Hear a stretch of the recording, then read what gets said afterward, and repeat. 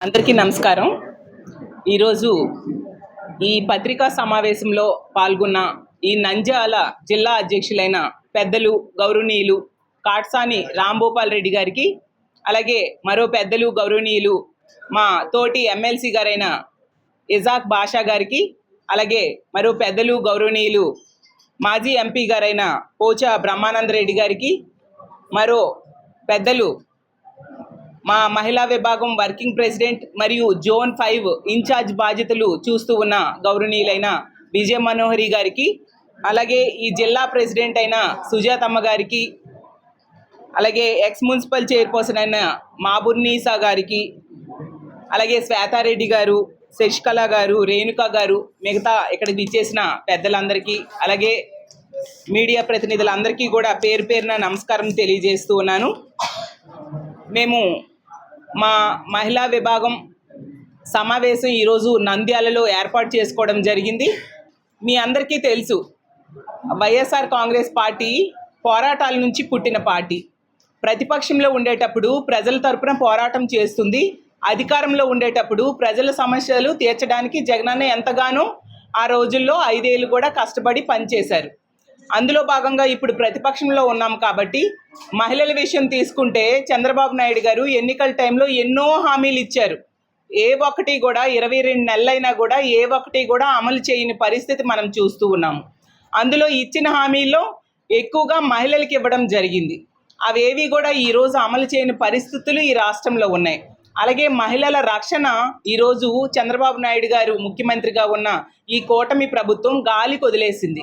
దాంతో అడుగడుగునా మహిళలు చాలా ఇబ్బందులు పడుతూ ఉన్నారు. కాబట్టి ప్రతి సందర్భంలో కూడా మా వైఎస్ఆర్ కాంగ్రెస్ పార్టీ మహిళా విభాగం ఈ రాష్ట్రంలో ఉన్న మహిళలకు అండగా ఉంటుంది.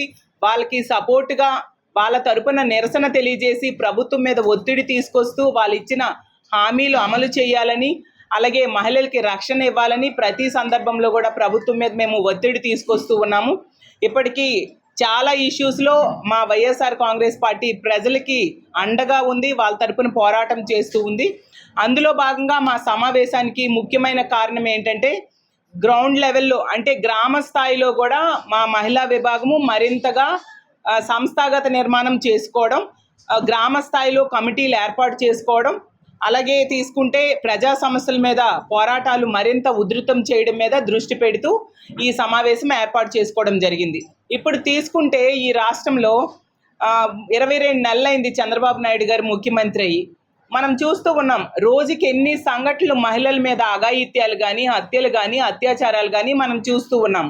ఎంత దారుణం అంటే సాక్షాత్తు కూటమిలో ఎమ్మెల్యేలే మహిళల్ని వేధిస్తూ ఉన్నారు, వాళ్ళ మీద అత్యాచారాలు చేస్తూ ఉన్నారు, అలాగే వాళ్ళకి రకరకాలుగా మోసం చేస్తూ ఉండే పరిస్థితి, లైంగిక వేధింపులు గురి చేస్తూ ఉండే పరిస్థితి ఎన్నో సందర్భాల్లో చూసాం. మొన్న చూసాం అరవ శ్రీధర్ అనే కూటమి ఎమ్మెల్యే, జనసేన ఎమ్మెల్యే ఎంత దారుణంగా ఒక మహిళను మోసం చేయడమే కాకుండా 5 సార్లు గర్భవతిని చేసి అబార్షన్స్ చేయించడమే కాకుండా ఆమె కేసు పెడితే కనీసం ప్రభుత్వం కేసు తీసుకోలేదు. ఆవిడ NHRCకి వెళ్ళడం, SC కమిషన్కి కంప్లైంట్ ఇస్తే వాళ్ళు చెప్తే కేవలం కేసు నమోదు చేశారు తప్ప కనీసం అరెస్ట్ కూడా చేయని పరిస్థితి. దానివల్ల ఏమైందంటే మొన్ననే 2 రోజుల క్రితం అతని ఎదురుగానే అతని మనుషులు ఆమె మీద దాడి చేయడం జరిగింది. ఒక SC మహిళ, ఒక ప్రభుత్వ ఉద్యోగి అయిన మహిళ మీద ఇంత దారుణంగా దాడి చేశారు అంటే, అయినా కూడా కనీసం దాడి చేసిన వ్యక్తిని అరెస్ట్ చేయలేదంటే ఈ రాష్ట్రంలో మహిళలు బ్రతకాలా వద్దా అర్థం కాని పరిస్థితిలో ఉంది. చూస్తే రోజుకి 4-5 మహిళల మీద హత్యలు కానీ, అత్యాచారాలు కానీ జరుగుతూ ఉన్నాయి. అసెంబ్లీ సాక్షిగా ప్రభుత్వమే ఈ డేటా ఇవ్వడం జరిగింది. రోజుకి 60 మంది మహిళల మీద అఘాయిత్యాలు, దాడులు ఈరోజు ఈ రాష్ట్రంలో కూటమి పాలనలో జరుగుతూ ఉన్నాయి. మొన్ననే ఆ అకాడమిక్ ఇయర్ తాలూకా డేటా విడుదల చేశారు. 70% బీర్ల వినియోగం ఈ రాష్ట్రంలో పెరిగిందంట. అలాగే 15% మద్యం వినియోగం పెరిగింది. ఇంకా ఎంత దారుణంగా మద్యం ఏరులై పారుతూ ఉంటే దానికి బానిసై ఇలాంటి అఘాయిత్యాలు, హత్యలు పెరిగిపోతూ ఉండే పరిస్థితి మనం చూస్తూ ఉన్నాం. ఈరోజు రాష్ట్రంలో ఎక్కడ చూసినా మద్యము, డ్రగ్స్, గంజాయి వెచ్చలివిడిగా దొరుకుతూ ఉండే పరిస్థితి. సాక్షాత్తు తెలుగుదేశం పార్టీ ఎంపీఏ డ్రగ్స్ తీసుకుంటూ దొరికిపోయినా కనీసం చర్యలు తీసుకోవట్లేదు వీళ్ళు. చంద్రబాబు నాయుడు గారి నివాసం ఉంటున్న గుంటూరు జిల్లాలోనే ఈ మద్యము గంజాయి డ్రగ్స్ వినియోగం 11% పెరిగింది. మరి ముఖ్యమంత్రి నివాసం ఉంటున్న ప్రాంతంలోనే ఇలా ఉంటే ఇంకా మహిళలకి రక్షణ ఏముంటుంది?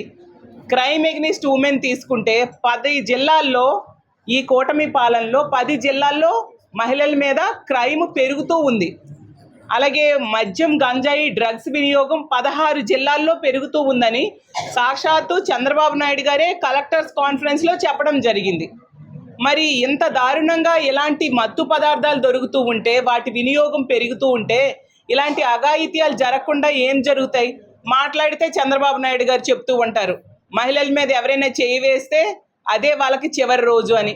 మరి ఇంతమంది మహిళల మీద అన్యాయం జరుగుతుంది, వాళ్ళని వేధిస్తున్నారు, అత్యాచారాలు చేస్తున్నారు, హత్యలు చేస్తున్నారు. అందులో ముఖ్యంగా మీ పార్టీ ఎమ్మెల్యేలు ఉంటున్నారు.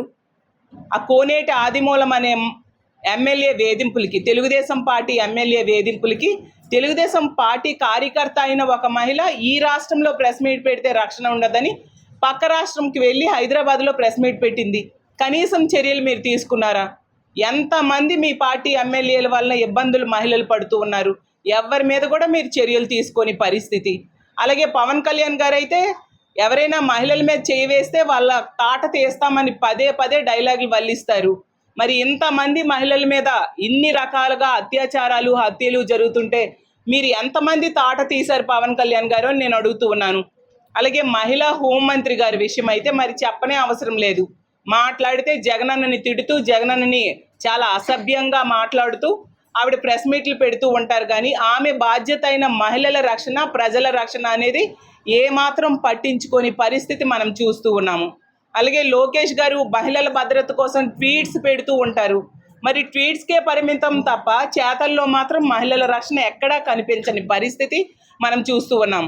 అసలు కేంద్ర ప్రభుత్వం హోంశాఖ నివేదికలో ఈ రాష్ట్రంలో ఉన్న పోలీసుల పనితీరులో తీసుకుంటే అన్ని రాష్ట్రాల్లో చూసుకుంటే 36వ స్థానానికి మన ఆంధ్రప్రదేశ్ రాష్ట్రం దిగజారిపోయింది. అంటే ఉన్న రాష్ట్రాలు, కేంద్రపాలిత ప్రాంతాలు కలిపితే 36 ఉంటే చిట్ట చివరి స్థానానికి దిగజారిపోయింది.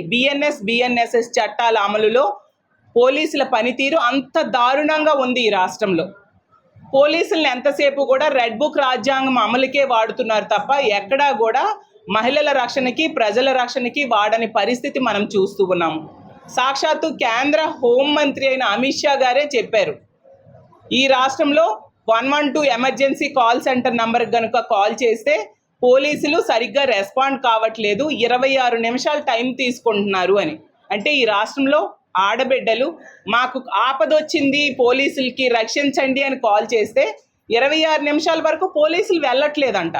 అదే గతంలో జగన్మోహన్ రెడ్డి గారు ముఖ్యమంత్రిగా ఉండేటప్పుడైతే పట్టణాల్లో అయితే 3-4 నిమిషాల్లో, పల్లెటూరుల్లో అయితే 5-6 నిమిషాల్లో పోలీసులు వెళ్ళి రక్షించేవారు. అంతగా మహిళల భద్రతకి జగనన్న పెద్దపీట వేయడం జరిగింది. అలాగే తీసుకుంటే ఆ రోజు జగన్మోహన్ రెడ్డి గారు పక్క రాష్ట్రంలో ఎక్కడో మహిళలకి ఒక మహిళ మీద అఘాయిత్యం జరిగి హత్య చేస్తే అలాంటి పరిస్థితులు మన రాష్ట్రంలో ఉండకూడదని ఒక దిశ వ్యవస్థనే తీసుకొచ్చారు. ఈరోజు తీసుకుంటే ఒక దిశ యాప్ పనిచేయట్లేదు, దిశ పోలీస్ స్టేషన్స్ పనిచేయట్లేదు.